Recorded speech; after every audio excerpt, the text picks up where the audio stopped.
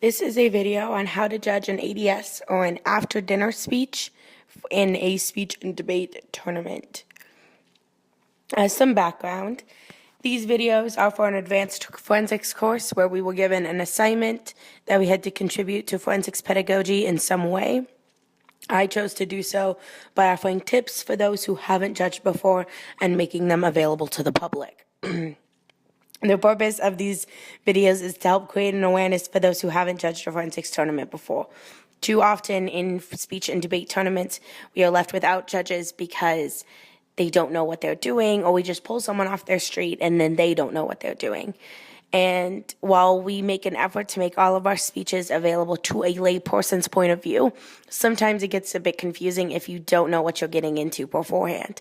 So these videos will provide a brief base on what you would expect to see at a forensics tournament, as well as different tips on how to judge each of the individual events. The first event that we will be talking about today is ADS. ADS is known as after dinner speaking. The American Forensics Association describes it as an original, humorous speech by the student designed to exhibit sound speech composition, thematic coherence, direct communicative public speaking skills, and good taste. The speech should not resemble a nightclub act, an impersonation, or comic dialogue. Audiovisual aids may be used if to supplement or reinforce the message. Minimal notes are permitted. Time should not exceed 10 minutes, but judges should give reference to laughing by the audience and should let that take an effect on time. Now, the structure of ADS is as follows.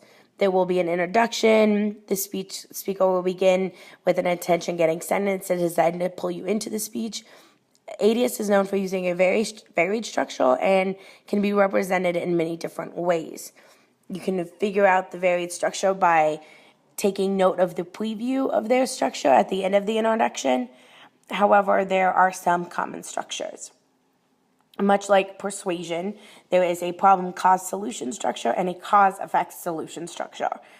There will be 2 subpoints under each of these headings and will help to illuminate. Like I said before, if they are using a different type of ADS structure, then the performer and speaker will give it to you in their preview speech and signpost along the way so that you know what they are doing. Some ballot writing tips. Now, public address differs from interpretation events and therefore are less about performing, but there are a couple things to take note of. Sources and citation, structure of the speech, and confidence and humor. For sources and citations, are the sources that the student is using varied and credible, and they help to make the speech factual? Second, the structure of the piece. Is it easy to follow? Is it well written? Is it going well? And lastly, confidence and humor. This speech is supposed to be funny. It should be humorous. Therefore, that it is a very key component in making sure that everything works out well, because it must be in that sort of way. And lastly, does the speaker command the attention of the room and use it to their advantage? At the end of a ballot, you should always give an RFD. An RFD is a reason for a decision, and it tells the competitor why you feel that way in terms of moving forward and doing all of these things, which means why didn't you give them the 1? Why did you feel like there was a part of their piece that didn't connect with you? Just give the why reason so that the competitor knows how to improve. As an ending note, if you are ever confused, you can ask the ballot table or competitors to explain an event to you. Forensics kids are very polite and helpful, especially to their judges, and they will more than likely be way willing to help give you an idea of what this event that you're judging is going to mean. Just ask them, and I promise you'll be fine. Today, I just wanted to wish you good luck and thank you so much for judging. As I said before, oftentimes we get a lot of lay people in tournaments, so it's very important that you get an idea of what's happening. And we're very happy to have you here and to be able to help you out further. And we're glad that you can help us. As just some few last notes on what will happen in a tournament as some norms to help illuminate.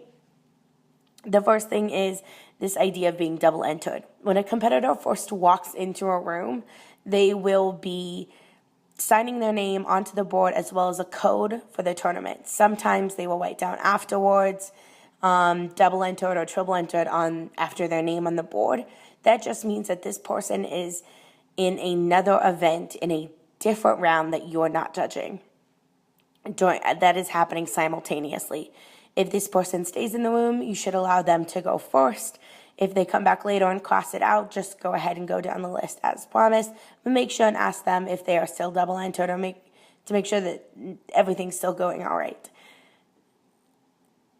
Don't worry about starting a round late. You should always start a round as given by the time on your ballot.